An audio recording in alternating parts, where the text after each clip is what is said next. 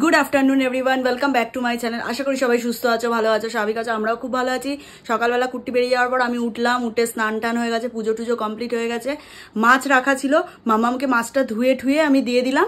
কালকে কুট্টি মাছ নিয়ে এসেছিল, মাছটা ধুয়ে মাম্মামকে দিলাম। মাম্মামকে বললাম আলু ঝিঙে দিয়ে পাতলা করে মাছের ঝোল করে দিও। আজকে শুক্লা আসেনি, আমি একা দোকানে সামলাবো, আর কুট্টি 3টের মধ্যে চলে যাবে। তাই আমি ওকে বললাম তুমি যখন যাবে খাবারটা নিয়ে একবারে আমার আর তোমারটা নিয়ে চলে যাবে। আমি আর সকালবেলা কিছু করলাম না, কারণ আমাকে তাড়াতাড়ি করে এখন দোকানে যেতে হবে, রাজেশও আসছে।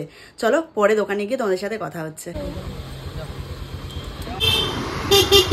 আজকে মনে হচ্ছে না অনেক তাপটা একটু কম, আজকে কম আছে একটু,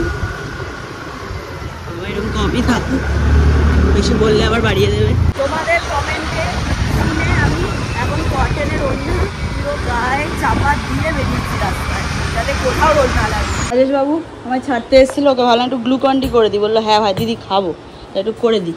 গরমের মধ্যে সারাদিন দৌড়ে বেড়ায় কাজে। এই যে কুট্টি এটা দিয়েছিল দোকান থেকে, ম্যাঙ্গো ফ্লেভারের গ্লুকন-ডি, বেশ ভালো খেতে। এই যে স্যার এই এলো, এই এলো কোথায়? এসে তো বিল ফিল করে দিলাম। ও হ্যাঁ, এই যে মালপত্র প্যাক হয়েছে।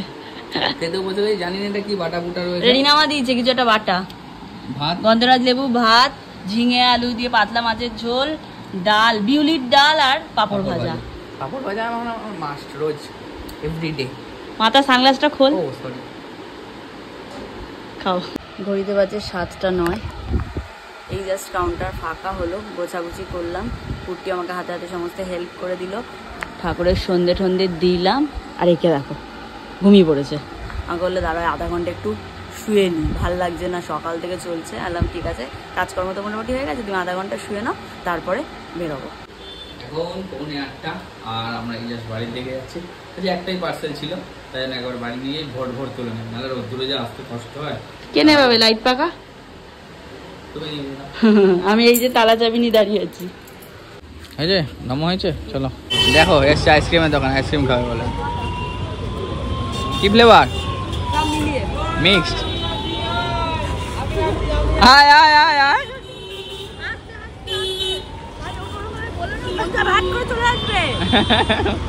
ভালো দেখো, ঠিক টাইম মতো হলে ওই ওই আমিও আছি। মিক্সড তৈরি হচ্ছে, মিক্সড। নাও এসে গেছে,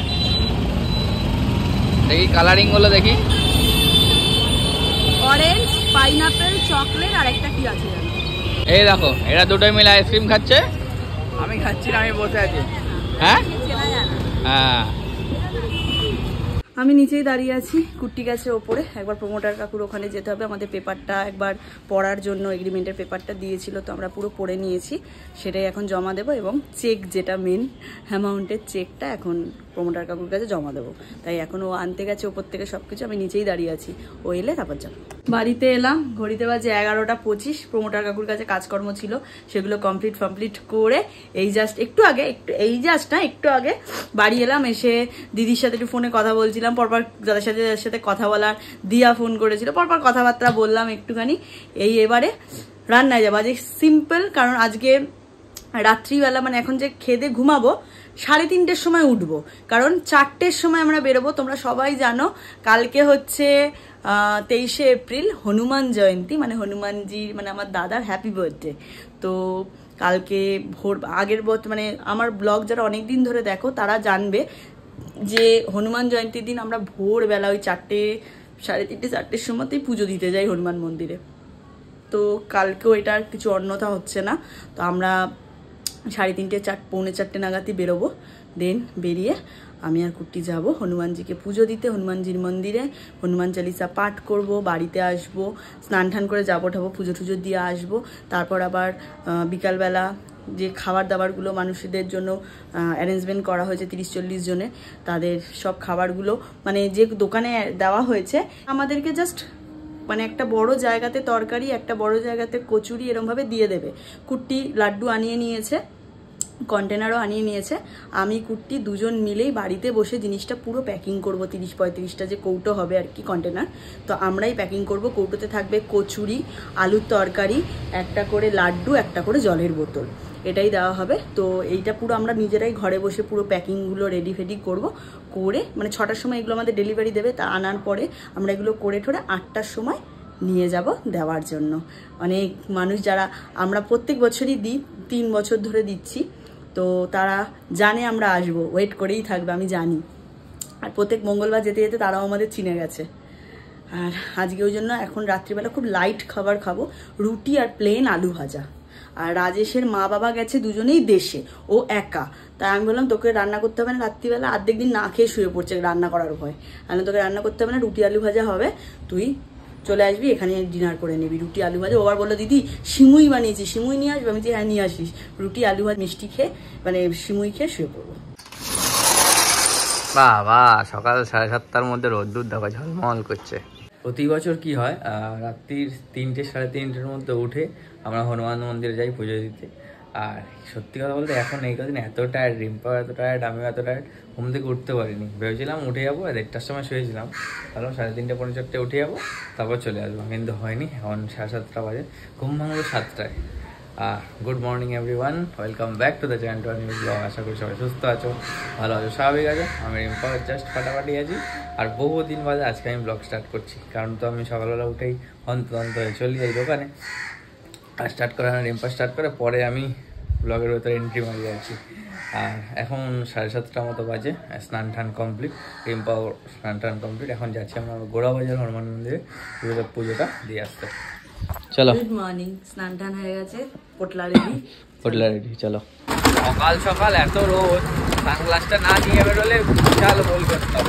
আমি সানগ্লাসটা নিয়ে বেরিয়েছি, আর তাকাতে পারছি না, এত রোদ। আজ পুজো দিতে যাচ্ছি না, কপাল ভালো গেট পড়েনি, সব বাবার লীলা। এইটাই হচ্ছে দেরিতে আসার ফল, এত ভিড় হয়ে গেছে। আগের বছর প্রথম পুজো আমি দিয়েছিলাম, মনে আছে? ওই যে ওখান থেকে লাইন শুরু হয়েছে এই অবধি। হ্যাঁ, ও এদিকে ঢুকে, এ বাবা সোজা লাইন গিয়ে তারপর বাঁ দিকে ঘুরেছে। কিরে মোটামুটি 1 ঘন্টা লাগবে তো। সেটাই ভাবছি।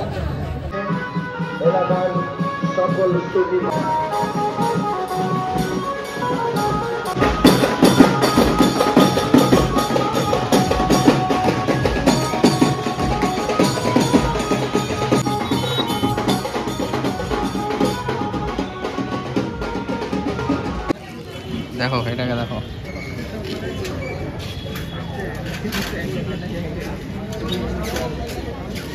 ঘন্টা পর আমরা মন্দিরের সামনে আসতে পেরেছি, চান্স পেয়েছি লাইনে দাঁড়িয়ে দাঁড়িয়ে। লাইন দেখো,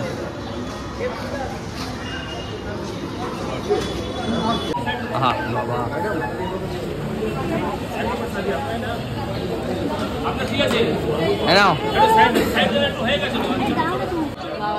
টাটা টাটা বাবা। 1 থেকে 1.5 ঘন্টা লাইনে দাঁড়িয়ে খুব ভালো পুজো দিয়েছে। বাবার এত ভালো দর্শন হবে আজকে ভাবতে পারিনি। দাদা ধন্যবাদ, টাটা, জয় শ্রীরাম। যে পুজো দিয়ে বেরিয়ে এখানে ডাব পেয়ে গেছি, দাদাকে একটু ডাব খেয়ে নি। কুটি খাবি না তো? এই রে, আমি খাই।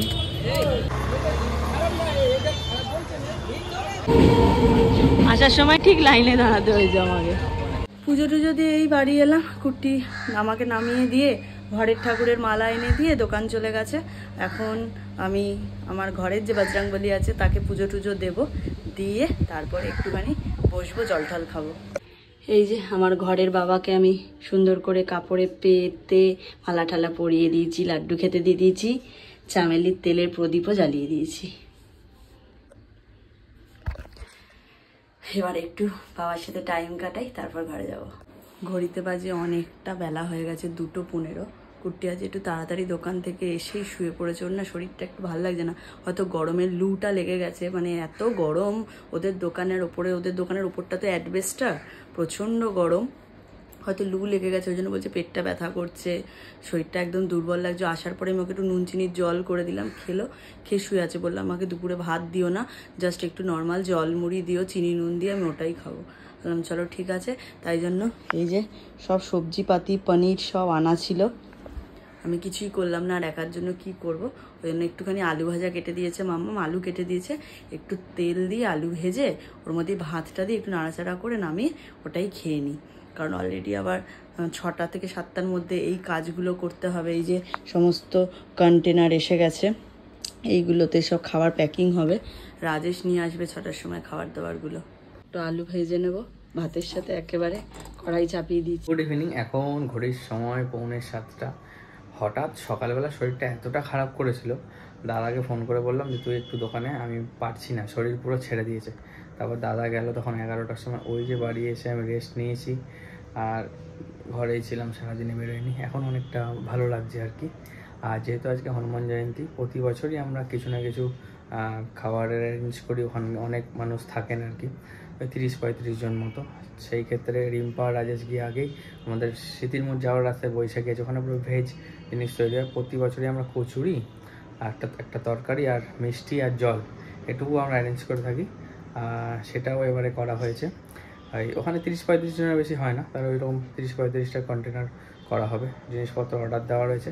রাজেশ আসছে, বললো দমদমে আছে না, ভাই এসেও গেছে, ওই যে স্কুটি নিয়ে আসছে, এসেও গেছে। আর এখন যাবো আমি আর রাজেশ। প্রথমে গিয়ে ওই কচুরিটা তরকারিটা নিয়ে আসবো, কন্টেনার বাড়িতে রাখা। হ্যাঁ আসছি দাঁড়া, কন্টেনার বাড়িতে রাখা আছে। লাড্ডু এসে গেছে প্যাক করে, তারপর আমি যাবো দিয়ে তারপর আমাকে আবার দোকানে ফিরতে হবে। রিম্পা রাজেশ আমি একসঙ্গে 3 জন যাবো, আর 3 জন চলে আসবো। নিচ্ছি একটা একদম ধুয়ে মেজে পরিষ্কার করে এটা করে নিয়ে আসবো। চ ভাই চ। আসছিস কেন একা একা? 103খানা গার্লফ্রেন্ড, তারপরে লাস্টে দুঃখ হয়ে বিয়ে করছে। হ্যাঁ, এই যে এসে গেছি আমরা মুখরোচিতে। এখানে পিওর ভেজ। রাজেশ হাঁড়ি নিয়ে দাঁড়িয়ে আছে তরকারি নেবে বলে। আমরা এসেছি, এখন কচুরি গরম গরম ভাজা হবে।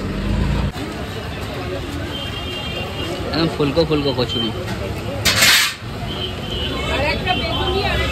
সেকেন্ড লট, 1 লট হয়ে গেছে।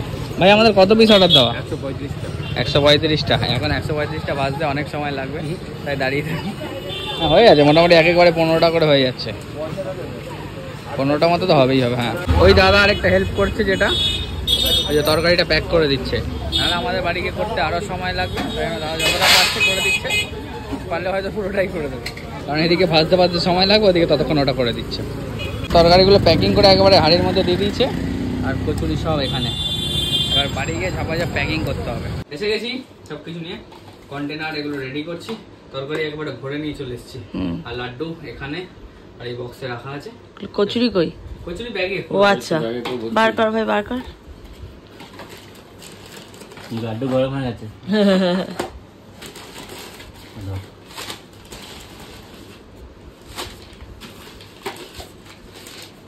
এই যে একটা কন্টেনার আমি তোমাদের রেডি করে দেখিয়ে দিচ্ছি। এই যে 1, 2, 3, 4টে কচুরি, একটা তরকারি, একটা লাড্ডু দিয়ে এইভাবে এই যে সিল প্যাক হচ্ছে। রাজে সেগুলো প্যাকিং করছে। কুট্টি এখানে এই যে কচুরিগুলো ভরছে। ঝাপাঝাপ করলাম নিজের, সবাই মিলে 2-3 জন মিলে করলাম, তাড়াতাড়ি হয়ে গেল। হ্যাঁ,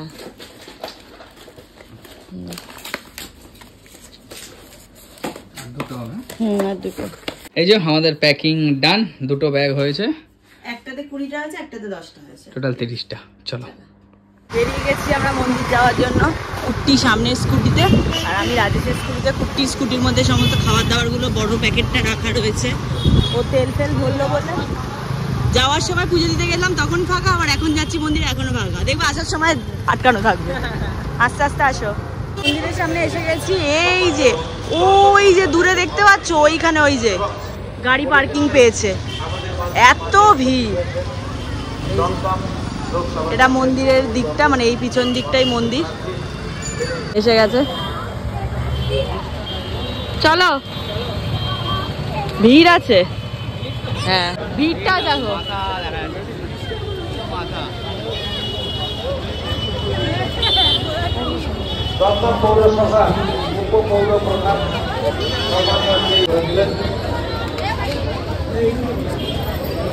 এত সুন্দর সাজিয়েছে জায়গাটা। প্রতি বছরই সাজায়, এবছর যেন একটু বেশি ভালো লাগছে।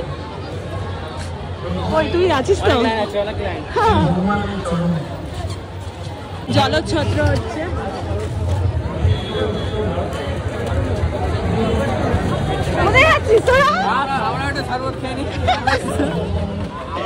লোককে খাওয়া দিতেছে, নিজেরা খাচ্ছিস?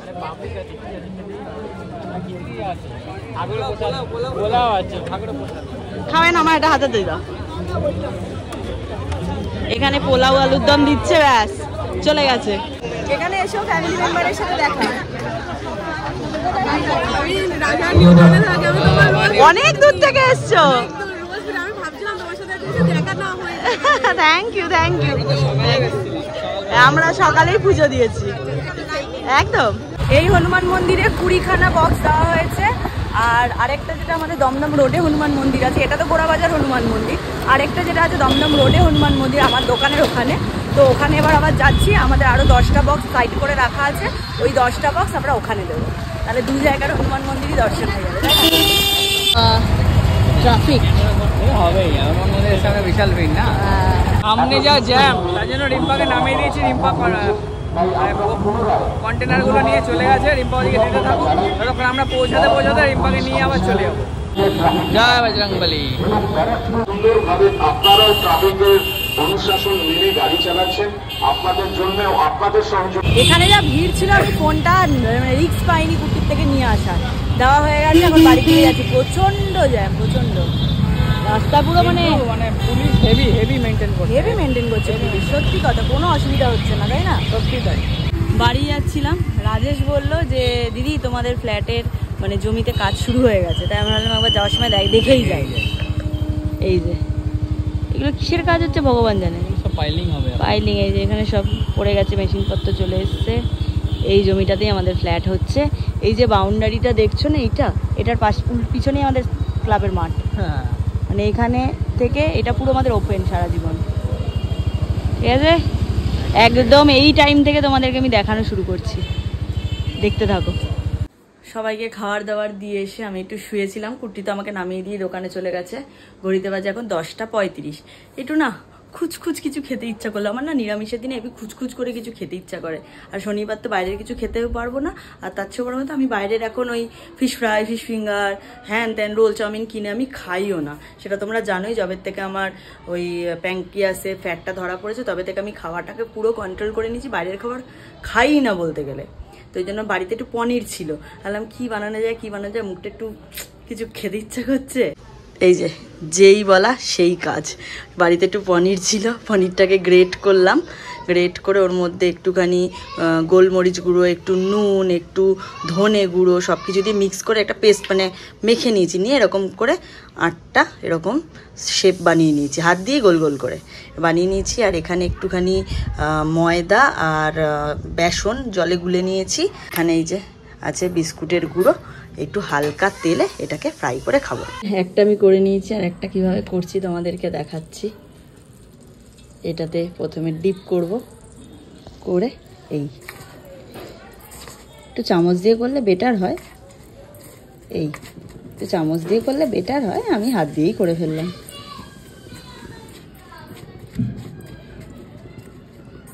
ঘরে বানানো, কোনো চাপই নেই। রেডি করে নিয়েছি পনির, কি নাম দেওয়া যায় এটাকে, পনির পকোড়া বা পনির চপ। হ্যাঁ, পনির চপ, এটা পনির চপ। এই যে তেলও গরম হয়ে গেছে, এবারে দিয়ে দেবো।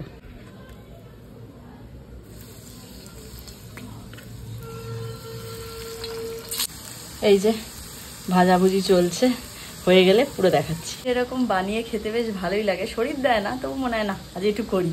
ওই জন্য আজকেই একটু ইচ্ছা হলো যে না কিছু একটু বানাই, তাই বানিয়ে ফেললাম। আমার পনির চপ রেডি, একটু পুড়েও গেছে, বাট একটা আমি টেস্ট করে দেখলাম বেশ ভালোই হয়েছে খেতে। পনির চপ ফপ খেয়ে শুয়ে পড়েছিলাম, হঠাৎ ঘুমটা ভাঙলো, তাকিয়ে দেখি ঘড়িতে 11:15 বাজে। উঠলাম, কুট্টিকে ফোন করলাম, ও বললো ওর এখনো আসতে আসতে তোমার আধা ঘন্টা।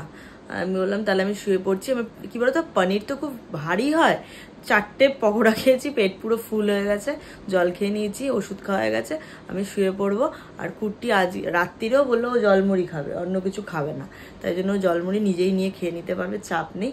তাই আমি এখন শুয়ে পড়বো। কালকে আবার সকাল সকাল দোকানে বেরোতে হবে। সকালে উঠে আগে পনির দিয়ে সবজি দিয়ে একটা তরকারি করবো, আর মাম্মাম নিচে ভাত ছাত করবে, যা ইচ্ছা করবে। তো রান্না করে দোকানে যেতে হবে, তাই জন্য আমাকে কালকে 9টার মধ্যে উঠে পড়তে হবে। তাই জন্য আর ব্লগটা বাড়াচ্ছি না, কুট্টি এসেও খেয়েই শুয়ে পড়বে, তাই জন্য আর বেকার বাড়িয়ে লাভ নেই। অলরেডি 20 মিনিটের কাছাকাছি ব্লগ হতে যাচ্ছে। আর আজকে হনুমান জয়ন্তীর দিনটা খুব ভালো করে কাটলো। প্রত্যেকটা বছর যেন এইভাবেই কাটাতে পারি, আর প্রত্যেকটা বছর যেন একটু একটু করে মানুষের পাশে দাঁড়ানোর সংখ্যাটা বাড়াতে পারি। এটাই হচ্ছে ব্যাপার, এটাই হচ্ছে বাবার কাছে আমার আর্জি, যে পাশে থাকো, সৎ পথে রাখো শুধুমাত্র, আর শক্তিশালী করো তোমার মতো। সব কিছু মানে যত যা কিছু আসুক জীবনে সব কিছুকে যেন লড়ে নিতে পারি, এটাই ব্যাস পাওনা, মানে চাওয়া আর কি। আর এটাই আমার চাই ঠাকুরের কাছে, আর কিছু না। কাজ কর্ম এইগুলো তো চলতেই থাকবে, এগুলো তো করেই নেব, কিন্তু সৎ পথে থাকাটা আর শক্তিশালীভাবে থাকাটা সব থেকে বেশি জরুরি। তাই আজকের ব্লগটা এখানেই শেষ করছি। সবাই খুব ভালো থেকো, সুস্থ থেকো, আমাদের অনেক আশীর্বাদ করো আর পাশে থেকো। আর আজকে থেকে আমাদের লুক মাই লাইফস্টাইলের পেজে ভিডিও যাওয়া শুরু হয়েছে, এবার কন্টিনিউ হবে। আর যারা আমার শাড়ির পেজ, ব্যয়ধেয়ীর পেজ এখনো ফলো করোনি, করে নিও, পরপর এখন ভিডিও লাইভ আসতে শুরু করবে। ঠিক আছে, চলো টাটা, গুড নাইট, খুব ভালো থেকো সবাই, সুস্থ থেকো সবাই।